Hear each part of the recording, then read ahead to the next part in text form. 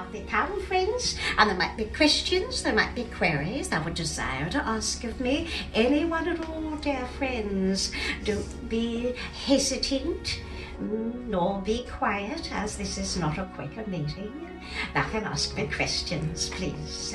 I had not expected to make a flag, but as I've explained to some of the friends who are here, I certainly had already known Washington. So it was not that he had blindly asked me to sew a flag. Oh, no. I had already made him furnishings for his home. I had made him bed hangings. I had made him beds, all part of my upholstery trade. So he'd already known my skill with my needle. He had also known my patriotism to the cause of independence. And so when I got that knock at the doorway, and standing at the doorway was my late husband's uncle, George Ross, Robert Morris, certainly one of the wealthiest men of Philadelphia, and deeply involved with the army in this formation, and then Washington. I took a gander with the three of them together.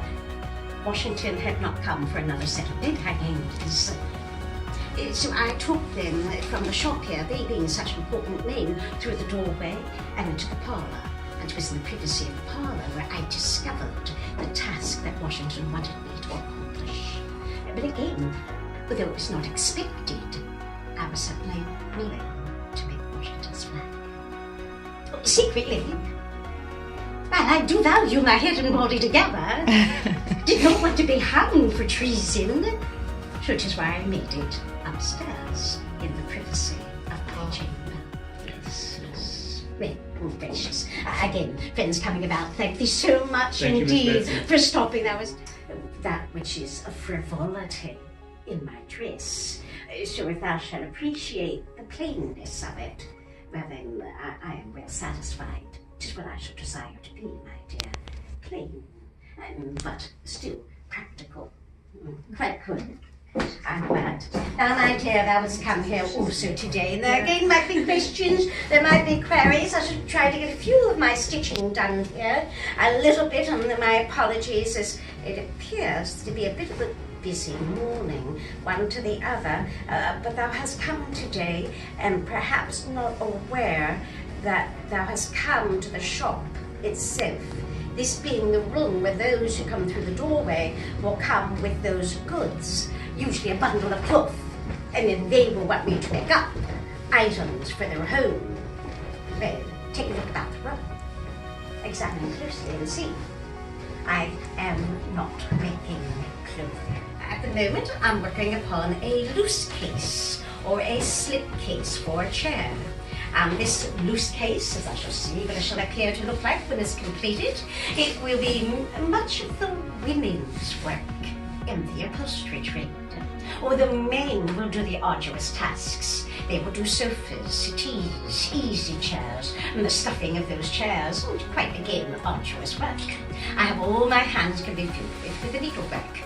So I make the cases for the chairs, I make curtains, bed hangings, even blinds for windows, as I must be able to sew the ribbon to cradle each of those slats, all part of the upholstery trade. And I also make flags. So it is both the men and the women who shall work together in the trade. And that's exactly how I met my first husband, John. When I was 15 years old, I was put to the trade by my father, willing to have me learn a trade. My older sister was already working at the shop of John Webster. And like many of the women, we did not have formal apprenticeships. I worked under Anne King. She had the tutelage of the women in the shop. And whereas my future husband, John Ross, he had taken a formal apprenticeship to John Webster. And it was there that we had met together, he doing the men's work, I learning the women's work. And when we fell in love and chose to marry against the wishes of my parents, John was of the Church of England, Anglican, and I a birthright Quaker. It was prohibited for us to marry, which is why we eloped, went across the river to New Jersey, were married in a tavern. But the marriage that we created in that union was not just a union of love. It was a union of trade. For together, as a young couple who were both upholsterers, we could offer, as my husband so truly had written in the advertisement that he put in, we could offer all kinds of upholders' business. Everything. For as a husband and wife labouring together, he could offer the men's work, and I could offer the women's work. But then I lost my husband, John. He died after only 2 years of marriage, little more than that, and I found myself as a young widow. And as a young widow, what choice would I make? I had no children with my first husband. I was 24 years old at the time. I was ever so much more than the age of majority. And therefore, I was not under the authority of my father any longer. But I had no husband. I was not under the authority or covered by a husband. With my widowhood, I had become a femme sole in the eyes of the law, a woman alone. And as a woman alone, therefore all choices were mine. And I chose not to stay with my parents, but rather to come and to open my own shop here in this home, a home owned by another woman, the widow Lithgow. And in taking this shop, I did not assume that I would attempt to do the men's work.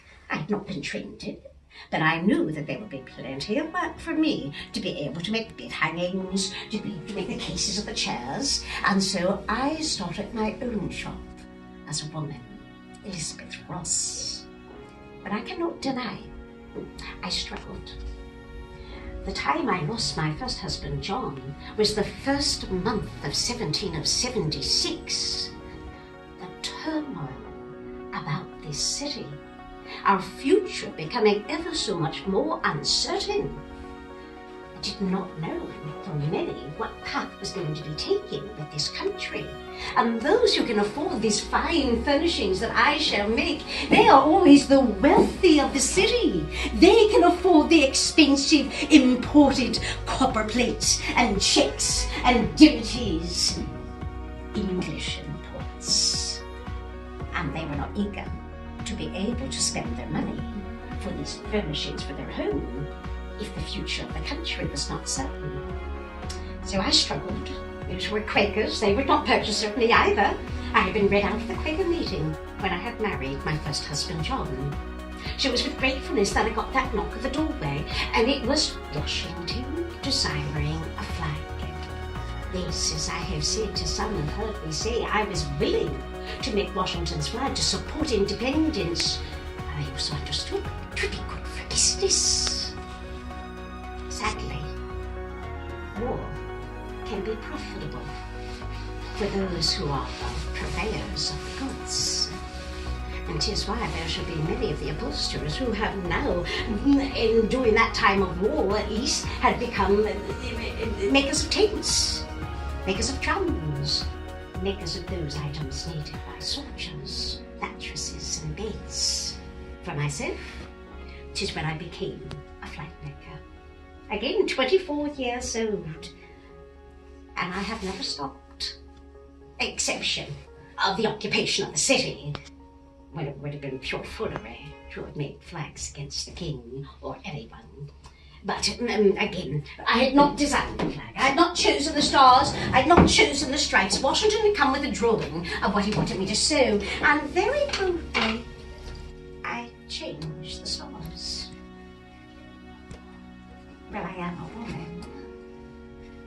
Should not change be a woman's prerogative? I had not changed. I had not chosen, I shall say. I had not chosen the colours, red, white and blue. They'd been stolen from England's flag. I had not chosen the stars. I had not chosen the stripes. Washington had come with a drawing. But very boldly, when I saw the stars that he had desired for the flag, I saw they would appear to be as his own flag, his standard, and therefore to be in straight rows. And to my eye, they would appear scattered. I desired, therefore, to gather those stars together, putting them into the circle as a symbol of unity. And Washington desiring stars that would be six-pointed like his own flag, for they would be certainly Washington stars upon that new banner. I told him I thought that a five-pointed star was going to be better than his six-pointed stars. I also knew I could make that five-pointed star with only one small snip of my scissors. Watch carefully. I will show to all of you exactly how it's done. Now, I must apologise. I'm not going to use my cloth due to the great expense of it. Thou shalt have an understanding that the cloth that I will use of my time, the good cloth, as I've said, will oftentimes be imported from England. That will include the wool that I will use for my naval flags. Irony of all proportions, that Washington's flag was treason against the king, sewn secretly in my bedchamber so no one could see, and it was still sewn on the best of England's wool. So a bit of paper will be sufficient to show how my stars are made. I will be folding it all with the purpose of evenly dividing. And as I shall divide this piece of paper, as I do to my cloth, I will quickly have created merely a single point. I will then take my scissors. I will snip that cloth only once, and a star will shortly be created. It is my contribution. It is a woman's contribution to the flag, which is merely a sewing trick. I learned it when I was a child. I have taught it to my daughters. I teach it now to my grandchildren as I tell them about the flag I made for Washington. I will forever wonder, who will my grandchildren tell? Gracious friends, I was more than kind here today. I have been chattering away. I have not given thee even a moment to ask a question or a query, and I must surely have one, as I have told thee much regarding myself. Is there anyone at all who would desire to ask me a question? But Joseph was indeed, as I like to tell to the children, as a privateer, she was a pirate. People love to hear that, do they not? I qualify to understand what a privateer shall be. They should be given permission to harass the ships, and particularly the English ships, so that the supplies would not get to the British soldiers, could be quite profitable. It was also quite risky. And unfortunately, Joseph's ship was captured at sea, and he was taken to prison outside of London. He languished and died of an illness. I did not know of the certainty of Joseph's passing until the end of the war. And at the end of the war, in the exchange of the prisoners, one of the other prisoners returned here to Philadelphia, who had been with Joseph in his passing, and he had recorded it in his journal, and he shared that with me. That prisoner who had been freed was John Claypool.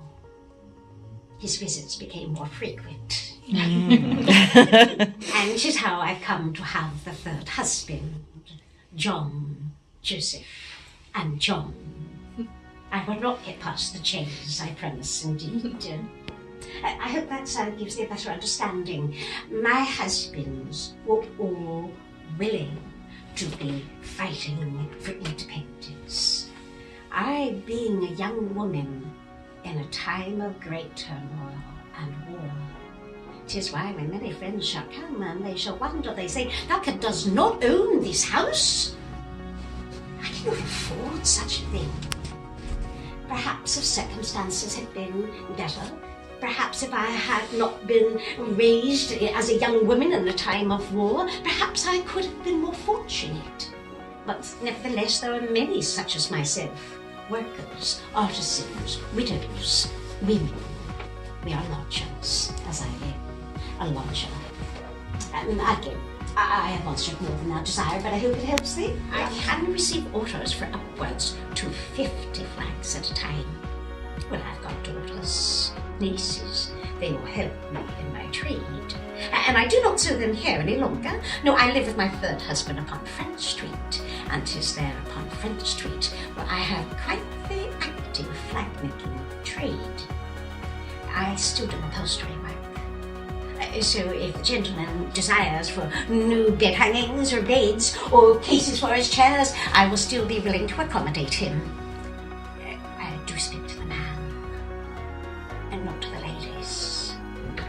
Where the furnishings of the man's home reflect the man's wealth and status, 'tis usually the man who chooses, and the ladies will submit to his choice, or the ladies will change the man's mind. Far better, is it not? But again, the widow who owned this home, she was a widow. She too was a femme soul, and therefore she could choose whatever furnishings she desired. She had no man to listen to, one to the other. I always remind the young girls, it is in widowhood or spinsterhood that a woman shall make all her own choices. Well, I do hope the young girls will choose wisely. I do. I do not know a woman who was not willing to give advice. Is that not true? As we do tend to desire to give our opinions. I believe that a woman's opinion is important, but I shall also perhaps qualify one more time what I shall be saying. Maybe I am a more fortunate woman, as I am a birthright Quaker. And in my upbringing as a Quaker, a great respect for women is to be had. If I should also humbly paraphrase William Penn, he saying and writing in the essence of, in souls there are no sexes. Therefore, in the eyes of God, in my faith as a Quaker, the worthiness of a woman is no different than the worthiness of a man. In God's eyes, they are both equal, and therefore the great respect given to the women in my faith as a Quaker to be able to be educated. And I went to school. My father might have been a carpenter or a tradesman, but he was sure that all of his daughters were also educated. There are many of the women who shall follow that light within and become ministering Quakers. These become women in authority, and their sentiments, their thoughts, their insights are listened to not just by the women, but also by the men. Perhaps that explains some of my outspokenness, that I am not afeard to speak my mind. But I also have an understanding that there are different spheres for men and women. And therefore, although in God's eyes we may be considered as equal, that does not mean that our positions and our jobs will all be the same. And therefore, women oftentimes shall have much more concern regarding the domestic sphere, and men in that business sphere. But that does not mean that they are not at many times meshed together. The woman is to be the helpmate of man, and many times man can also be a helpmate of the woman if she should need. And there are many of the Quakers, those that I am aware of now of my own age, who are deeply involved in important causes such as abolition, to be able, my own husband, John Claypool, deeply involved in abolition, recognizing that slavery is something that is odious and a system that must be dissolved.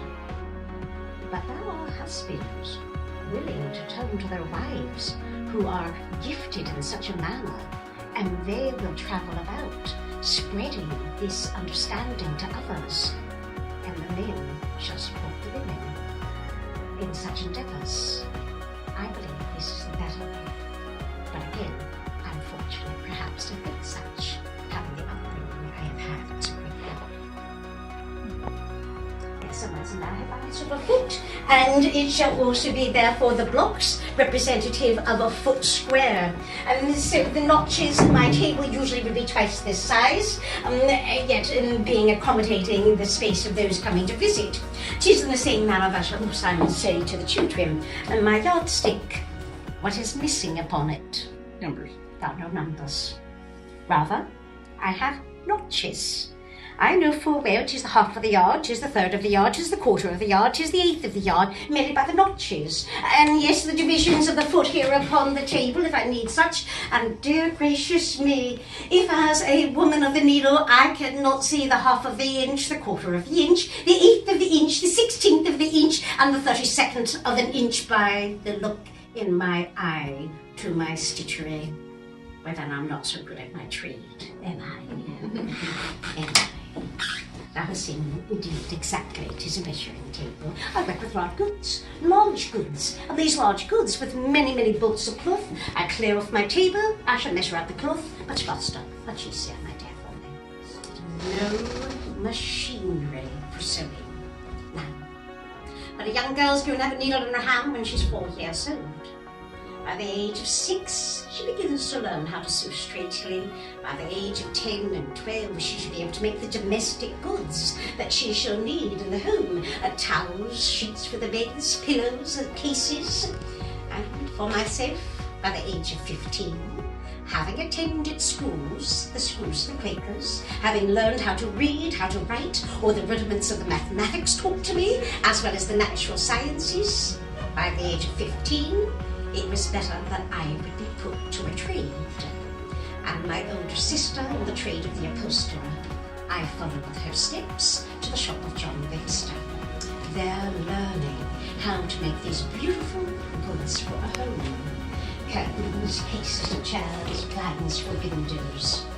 Although I must sometimes remind friends that when it shall come to the choice of these goods, it is oftentimes the man who shall choose, as the furnishings of the man's home are the reflection of the man's will. But it was my ability as an upholsterer that had brought me into the world with none other than George Washington. When Washington was here attending the Congress of 1774 in Philadelphia, he had dined with Benjamin Chew, a wealthy man in the city.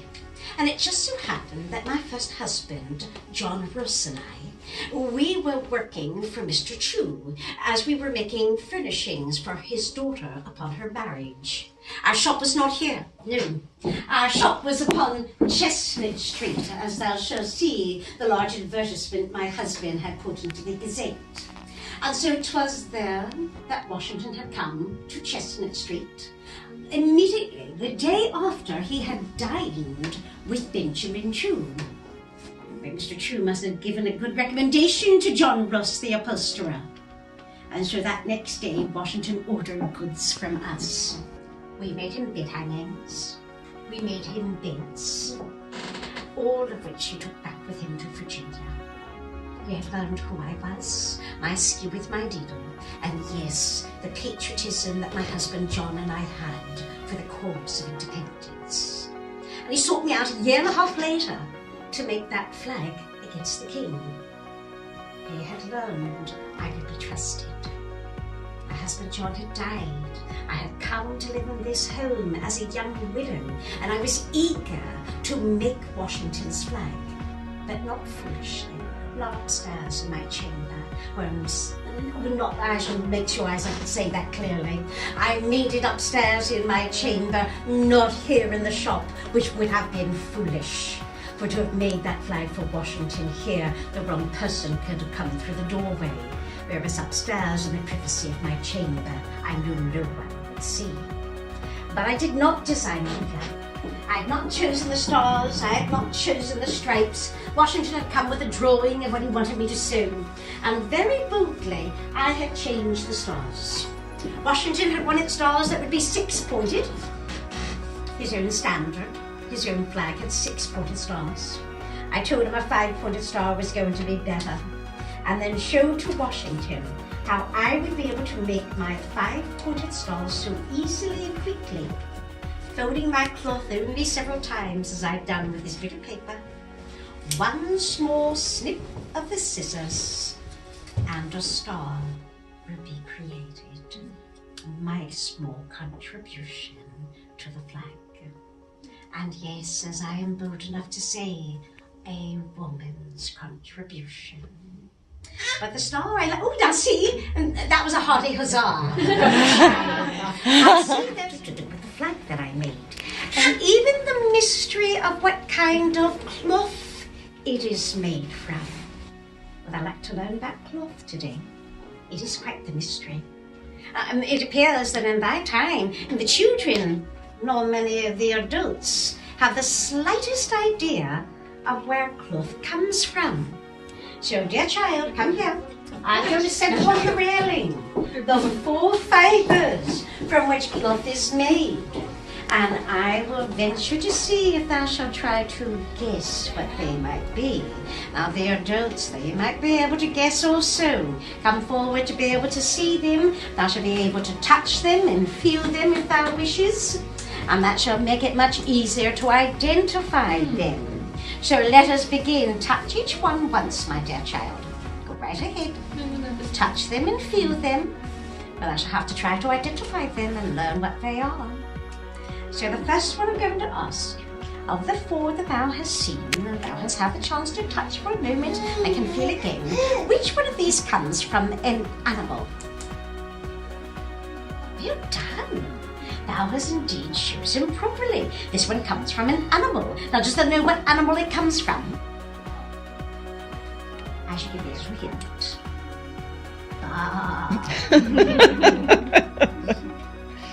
I'm glad she did not say it was a goat. Yes, I said properly it comes from a sheep. So, what do we call the hair of a sheep? You call it wool. Well done. So, this is an animal fibre. This one is wool. Now, we've identified only one of them. We have several more to be able to identify. And so, which of these that are here comes from a worm? Oh yes, child, thou heard me correctly. It comes from a worm. Thou hast chosen this one. I must say, this one does not come from a worm. Well, let us start and decide what this one is first, though. The one that thou hast chosen is something that I have found that it appears, even of thy time, many of the children wear, including thyself. For I can see peeking through that blue and that white, and it seems to my eye that this is what it is made of. It's a plant. And that plant is called cotton. Has thou heard of cotton? Yes, but this is cotton. And before it should be woven into the cloth. And cotton in my time is quite expensive, I must say. And the removal of the seeds being done by hand, when a gin is formed, then cotton shall become king. But sadly, cotton shall make slavery profitable for our southern states. Cotton is a political fibre. We've gotten cotton. Now, one of these must come from a worm. Which one will it be? Oh, 'tis a fine choice, but not the right choice. Sometimes people think that this one would come from an animal because it looks like hair, and truly I could imagine how they'll consider it could come from a worm, as it looks like those threads are so fine. But this also comes from a plant, and this is known as flax. And that plant flax is woven into a cloth known as linen. So can only have one more choice. This one comes from a worm. And what cloth is made from a worm? Which is quite expensive. Does anyone know what cloth is made from a worm? I think the baby knows. It is silk, yes. A few of you have remembered. It is silk. Now, I shall explain what happens. What happens is the silkworm, it's going to spin its cocoon of silk, having feasted upon mulberry leaves. Now listen very carefully, child. Did I hear that rattle? Did I hear it? It's the worm. A dead worm. The worm must be killed, usually by heating, to be able to kill it inside. Oh, I know, it's awful, isn't it? But unfortunately, if the worm lives, That's a very smart baby. It's going to burrow through the filament of silk and ruin it. And so that's why the cocoon, again, must be kept pure. The worm killed inside and unravelled by hand. The most expensive cloth, silk. And so thou hast learned again a little bit more about a mystery. Where does cloth come from? I promise one thing. I have never met, nor do I ever wish to meet, any kind of a polyester oils will be able to be better protective, those which are in animal fibre.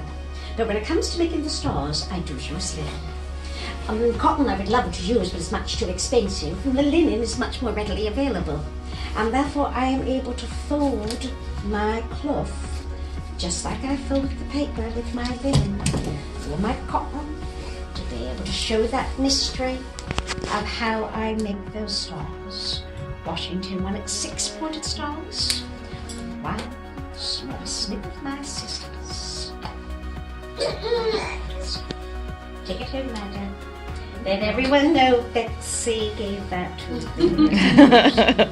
Quite good. Well, dear friends, if certainly thou was married longer than thou wishes. If thou wishes, thou might certainly listen to the number 7 here in the room. Thou shalt be prompted to examine the documents, and thou shalt be looking for my signature at the bottom of that document. Shall we do that, my love? We shall find those little gaps, those little holes, whether they be in the domestic sphere, whether they be in the sphere of our city or our country, where we can make our influence known. And 'tis why there are many women, those who are supportive of the war, who use the power of their pens to write missives against what was happening. And there were women who used the power of their purses not to be able to purchase cloth that was made in England. And those who use that power of petition, for the power for a woman to say yes or no. This is a power that we shall always hold, no matter what our circumstances should be. We must merely take that boldness to say yes or to say no.